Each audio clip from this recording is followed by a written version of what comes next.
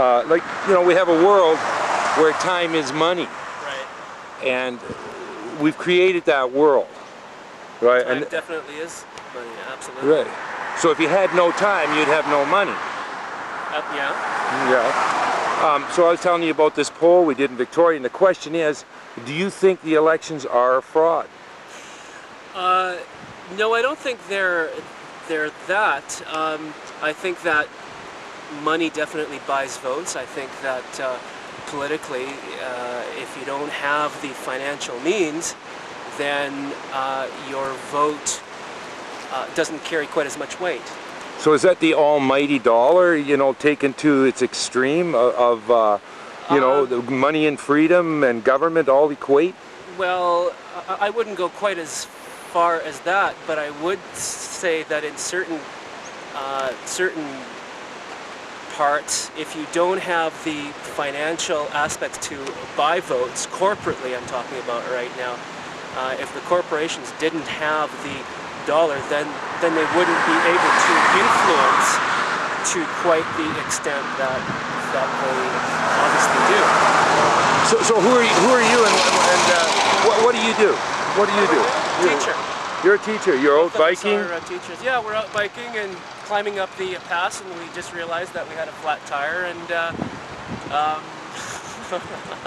So you're a teacher. What do you think of the educational system? I think that it's good. Overall, I think that there's problems, but we have a good people who basically work hard and care, and if we have a few rotten apples, well, overall it's a sound system that prefers to work with people rather than fight people.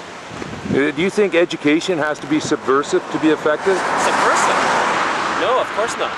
No. Have you ever read John Holt? John Holt? Yeah. No, I haven't. Subversive? To me, subversive has political overtones referencing fascism, and here in our culture, here in Canada, we don't have nearly the subversive influences that historically has been seen in, for instance, Nazi Germany and Communist Russia, and etc., etc., truly fascist political entities. What grades do you teach? Everything from kindergarten this year and band 6 this year. I teach French at the high school. We have challenges that are endemic to our culture. You know, there is no doubt that we have behavioral issues because culture itself, you know, there's a lot of broken homes, there's a lot of family issues, there's a lot of drugs and alcohol issues. So, is that a climate for education? Is it a climate? No, but it's the reality. And teachers and educators have to work. People who are interested have to work with that. If there is always going to be a little bit of, let's say, book juggling. I mean, politically, politicians want to be re-elected. Is that a corrupt world? It's,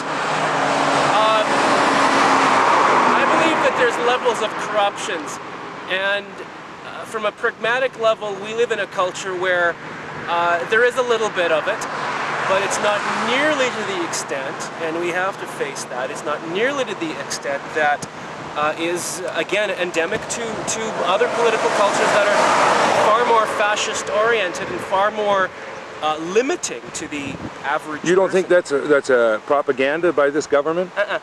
No. Well, I've heard a lot of people tell me they visited third world economies and said the people, their social environment was actually a lot better than in this. Social environment?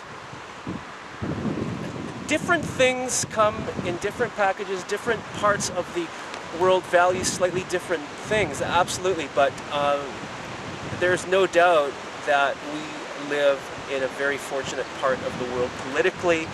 We can say things here, we can act things out here that we can't possibly act in other parts of the world. So on that note, I got to go down the hill and rescue my friend here. That's pretty good. I'm going to put in a little plug for myself here. Yeah. Have you seen I Am Afraid to Speak, brought out by us on the Victoria Police arresting people in a park for speaking out?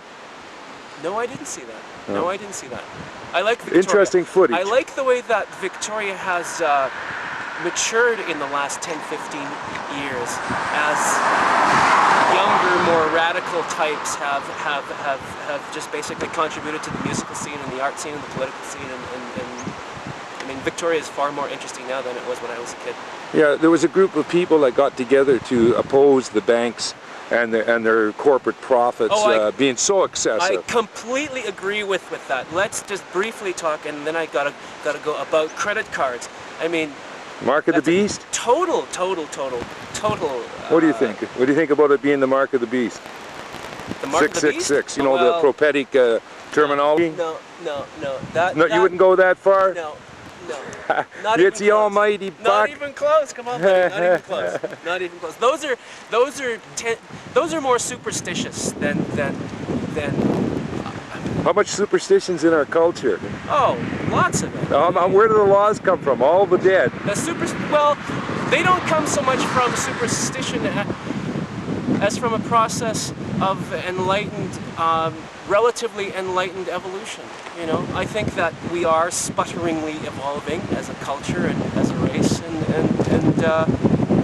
we are not in the same philosophical and political boat as we were in Nazi and communist Russia. I mean, well, let's hope we never get there. Well, I mean, we're trying to avoid a catastrophe. We have been there.